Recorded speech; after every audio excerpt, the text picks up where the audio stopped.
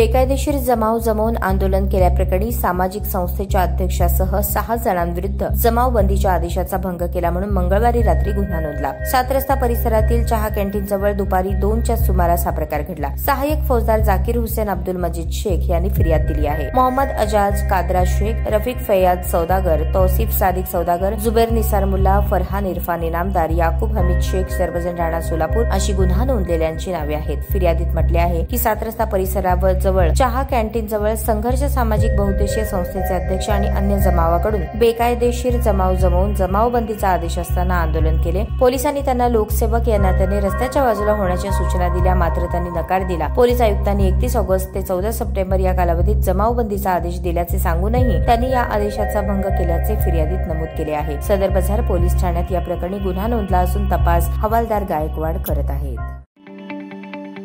ताज्या बातम्या पाहण्यासाठी प्राईम महाराष्ट्र न्यूज चॅनलला सबस्क्राईब करा।